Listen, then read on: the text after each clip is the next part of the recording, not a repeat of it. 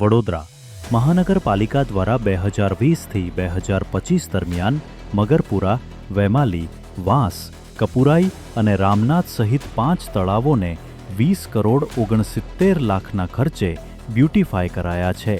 વાલી તળાવનું ટેન્ડર મંજૂર કરાયું છે, જ્યારે અન્ય 3 તળાવો આયોજન હેઠળ છે. શ્રીમદ મહારાજા સાહેબરાવ ગાયકવાડની નગરી પ્રાચીન સમયથી વડોદરા મહાનગરપાલિકામાં 47 જેટલા મોટા તળાવો નોટિફાઈડ તળાવો છે. જેમાં 2020 પહેલાં વડોદરા કોર્પોરેશન દ્વારા જહેમત ઉઠાવી અને 27 જેટલા તળાવોને બ્યુટીફાઈ કરવામાં આવ્યા. 2020થી 25ના વર્ષ દરમિયાન 5 જેટલા તળાવો બ્યુટીફાઈ કર્યા.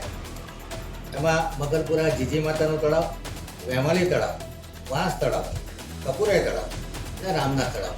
આ તળાવના નજીકના ભૂતકાળમાં પૂર્ણ થયા છે અને 20.69 કરોડના ખર્ચે આ 5 તળાવો તૈયાર કરવામાં આવ્યા. આ વાલી તળાવનું ટેન્ડર મંજૂર થઈ ગયું છે અને 3.56 કરોડના ખર્ચે વાલી તળાવને પણ બ્યુટીફાઈ કરવામાં આવશે.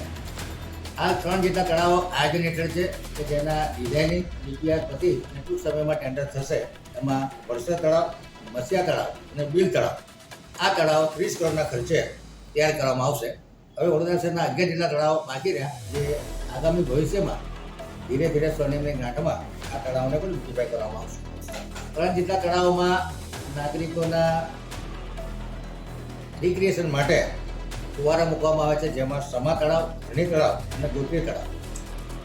ઉંડેરા તળાવ ગઈ વખતે ઓવરફ્લો થયું હતું, એ ઓવરફ્લો ન થાય એ માટે ઉંડેરાથી લક્ષ્મીપુરા સુધીની ચેનલ 15.44 કરોડના ખર્ચે સ્થાયી સમિતિને મંજૂર થઈ ચૂકી છે. ટૂંક સમયનું કામ ચાલુ કરવામાં આવશે. અટલાદરા તળાવના આઉટલેટનું કામ પણ 6.19 કરોડના ખર્ચે 3x3 મીટરની ચેનલ ખિસકોલી સર્કલ સુધી અને ત્યાંથી વિશ્વાસની નદીમાં આ તળાવ ખાલી થશે. વડોદરા કોર્પોરેશન દ્વારા ફ્લડ મિટિગેશન એટલે કે પૂર નિવારણાત્મક પગલાં તરીકે સૂર્ય નદીના કિનારે આવેલું ગેણા તળાવ પણ એક બફર લેક તરીકે ઊભું કરવામાં આવ્યું છે.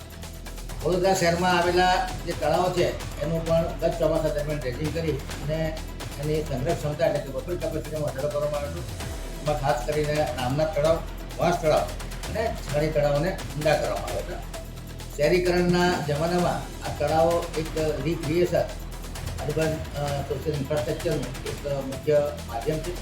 આ તળાવો પર રેલિંગ કરવાની, લાઇટિંગ કરવાની, વોકિંગ ટ્રેક બનાવવાના, ગઝીબો બનાવવાના અને અમુક જગ્યાએ યોગા સેન્ટર પણ બનાવવાની કામગીરી ચાલી રહી છે. તળાવોના કિનારે મ્યુઝિક સિસ્ટમ પણ લાગે, જેથી કરીને ક્લાઇમેટ ચેન્જના જમાનામાં એક કુલિંગ સ્પોટ તરીકે કામ કરે અને શહેરી વિસ્તારમાં નાગરિકોની મેન્ટલ હેલ્થ સારી રહે અને રિલેક્સેશનનું જગ્યા મળે એ માટેના પ્રયત્નો કોર્પોરેશન દ્વારા થઈ રહ્યા છે અને ખૂબ સારા રીતે તળાવ બ્યુટીફાઈ કરવામાં આવે છે.